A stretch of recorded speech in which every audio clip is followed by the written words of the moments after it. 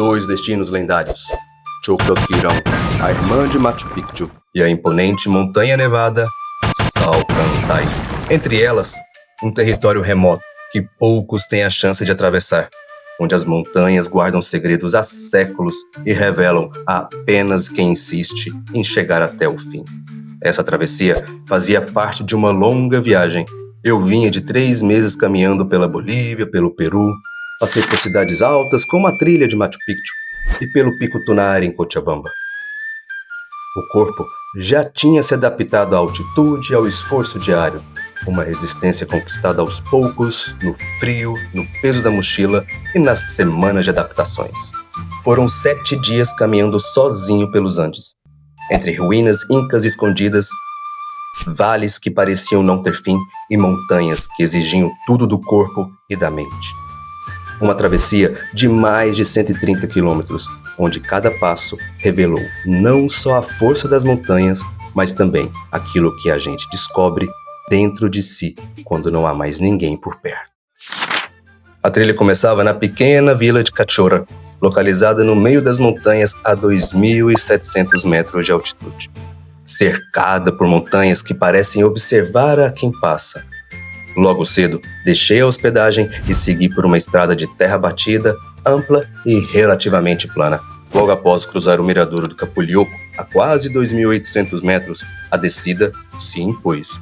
O cânion do rio Apurimac aparecia distante e em poucas horas já estava mais de 1.000 metros abaixo.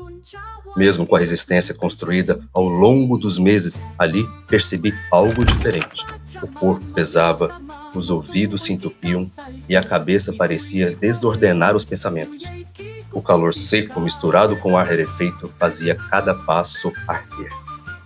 Foi então que o corpo simplesmente desligou. Encostei e dormi, mais de 1 hora sem perceber. E foi justamente esse descanso involuntário que bagunçou o meu cronograma. Quando despertei, a pressa e a urgência se misturavam. Cruzei a ponte metálica que balançava levemente sobre o rio Apurimac, fazendo um som fino e constante.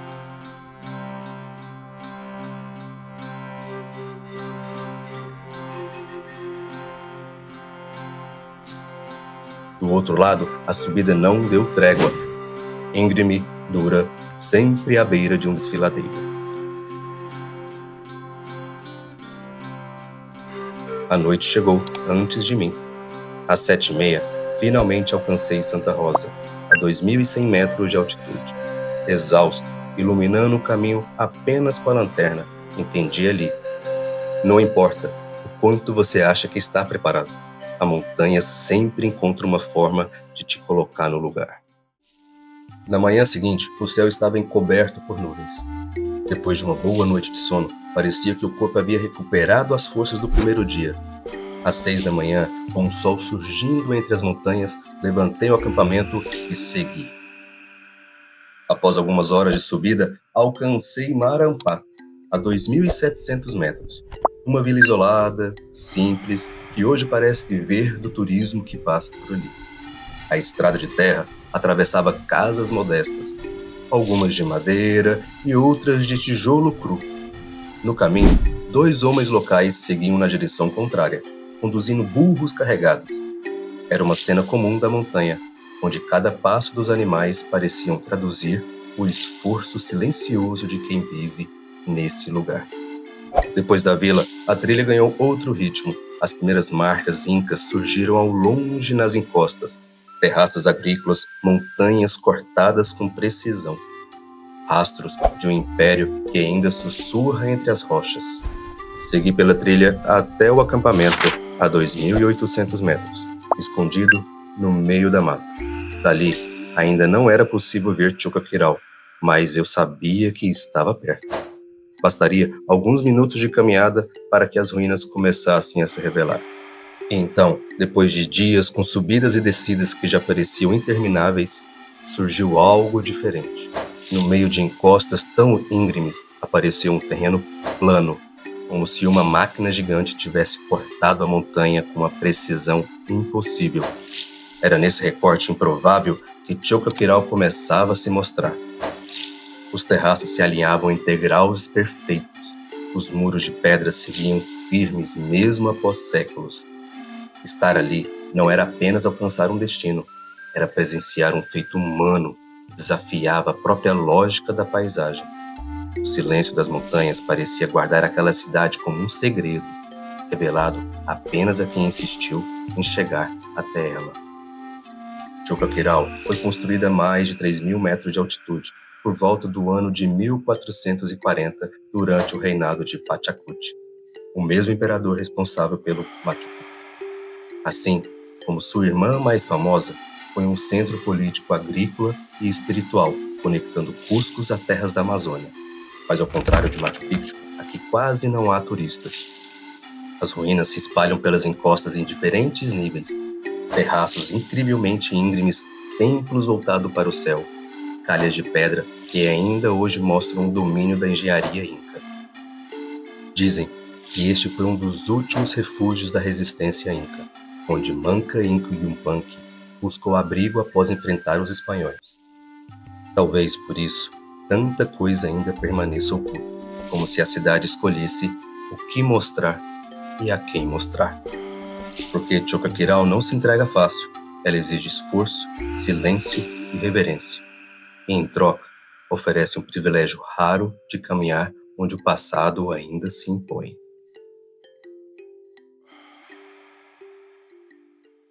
Acordei cedo, arrumei minhas coisas e segui pela trilha. E em menos de 3 quilômetros já encarava a subida até a Abra Choqquequirao.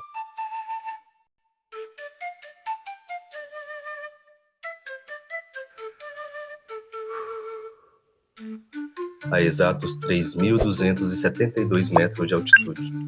E ali, de cima, me despedia das ruínas por um novo ângulo. Era um olhar para trás, sabendo que a história ficaria guardada enquanto a jornada continuava. Logo no começo da descida, o cenário se abriu e foi possível ver tudo o que me esperava. Lá embaixo estava o rio, distante, e do outro lado, uma montanha coberta por uma floresta andina que eu teria que vencer. Descer até o fundo do vale já parecia difícil. Saber que depois teria que subir tudo aquilo de novo tornava a tarefa ainda mais dura. A trilha mergulhava em direção ao vale. No meio da encosta, surgiram as ruínas de Chaunuiok. Terraços cobertos por musgos, pedras engolidas pela vegetação. Um lugar que parecia esquecido, como se o tempo tivesse parado ali. Continuei descendo. Foram mais de 1.300 metros de desnível até alcançar o Rio Blanco.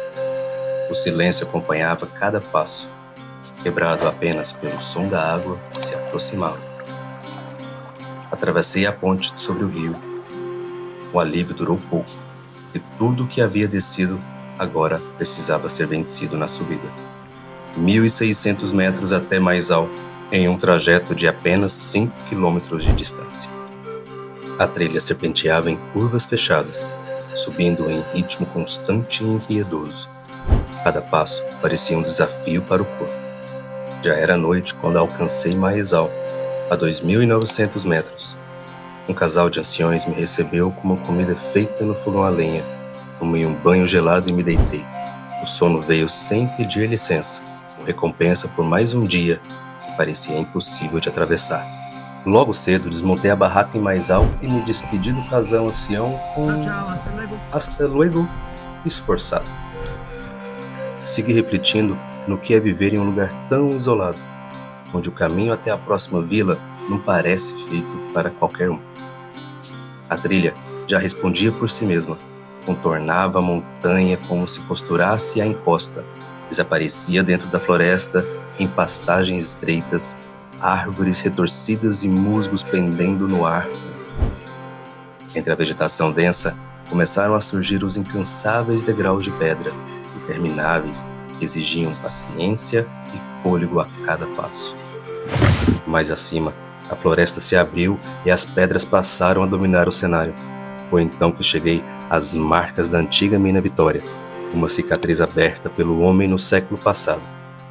As paredes da montanha ainda guardavam vestígios da exploração, cortes bruscos, restos de rochas soltas, um vazio escuro que interrompia a paisagem natural.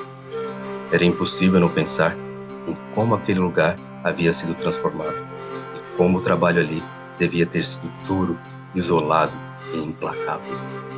Do lado de fora, encontrei uma área quase plana, aberta, que terminava em um desfiladeiro. Fiz uma pausa ali. O cenário se abria diante de mim como um visual incrível das encostas, em contraste absoluto com o escuro da mina que tinha acabado de deixar para trás.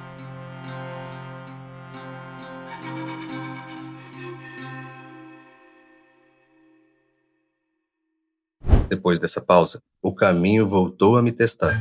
Por vezes, a trilha desaparecia em meio à vegetação fechada, me obrigando a procurar alternativas, dar voltas, andar mais do que eu precisava.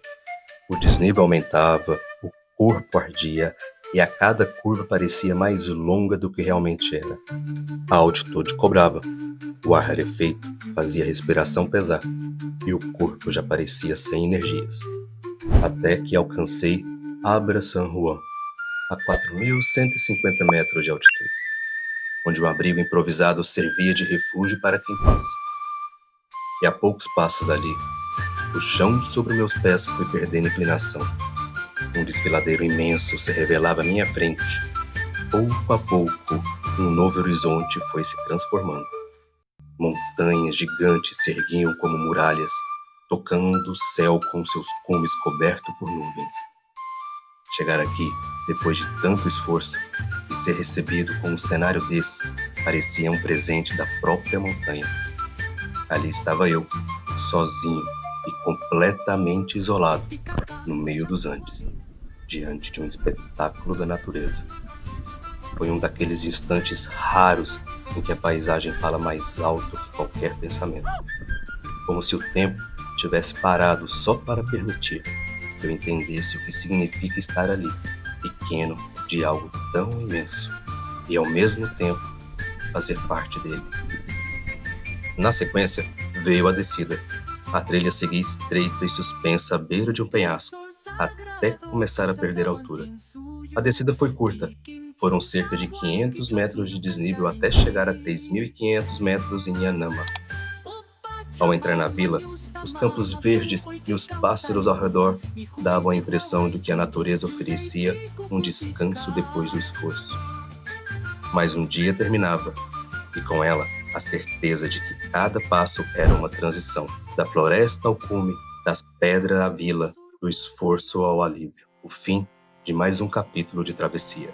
Acordei com o som da chuva batendo leve na barraca. O céu estava cinza, pesado. Um grupo que acampava perto me ofereceu uma carona de carro. Aceitei.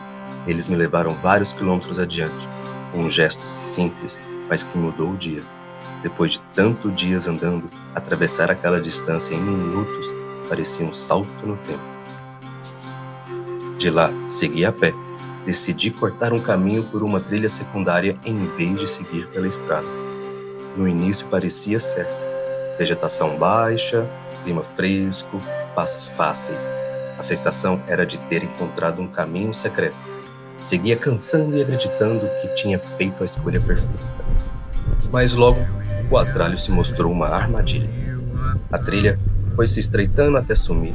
A vegetação se fechava diante de mim e, por vezes, eu precisava me esfregar contra os galhos para seguir em diante. O GPS mostrava linhas, mas no terreno cada passo era dúvida. Avançava alguns metros, voltava, tentava outra vez, e cada tentativa era uma frustração. O que parecia ser um atalho virou um teste de paciência. Era como se a montanha estivesse me lembrando de que aqui não existe caminho fácil. Horas depois, alcancei Chaoliai, no fim da tarde. A vila parecia um ponto de transição. O corpo já tinha se moldado à rotina. Acordar, desmontar, caminhar, montar, dormir e repetir. Na manhã do sexto dia, não houve drama, apenas um gesto silencioso de levantar, tomar um café e seguir pela trilha, rumo ao ponto mais alto de toda a jornada, o Abra Salcantay. Nuvens começaram a se formar, o céu foi sendo tomado e aos poucos uma neblina densa cobriu tudo. E então veio a chuva. Cada gota que caía parecia lembrar que eu era apenas parte da montanha. Já tinha enfrentado calor, frio descidas intermináveis e subidas que rasgavam o corpo. A chuva era apenas mais um capítulo. Segui em frente.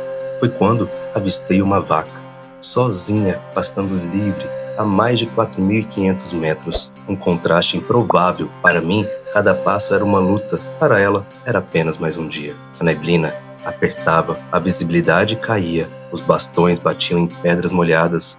O mundo parecia ter desaparecido, estando apenas a trilha sob meus pés. Foi nesse cenário que cheguei a Abra Salcantay. Não vi o pico imponente que as fotos destacam. O que eu vi foi um branco absoluto, um vazio denso, como se a montanha dissesse: não é sobre o que você enxerga, é sobre o que você carrega depois de chegar até aqui. Um palco silencioso, onde só existia o vento e o som abafado da mochila roçando nas costas. De repente, pulei como se dançasse, um gesto instintivo de quem sabia que tinha vencido algo que nem sabia precisava vencer. A descida veio logo em seguida. A ideia era chegar até Soraipampa, a base principal da trilha, mas o tempo não colaborava e o corpo já pedia abrigo. Foi então que encontrei Suerococha, um acampamento abandonado, um bangalô de palha esquecidos pelo tempo. Montei minha barraca dentro de um deles e ali passaria a última noite da travessia.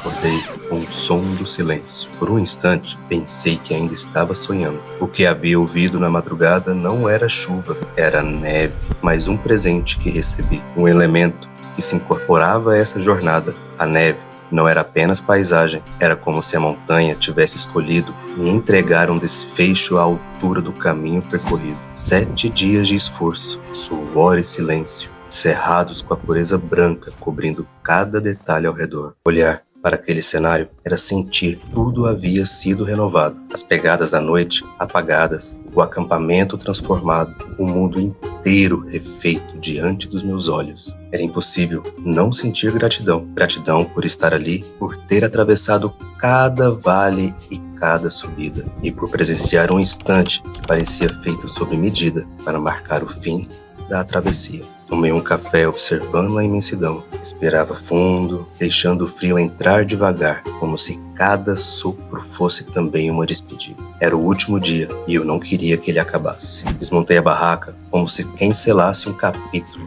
e segui pela trilha. Logo, deixei a mochila em Soraipampa, no posto de saúde local, e subi leve até a laguna Riomantai.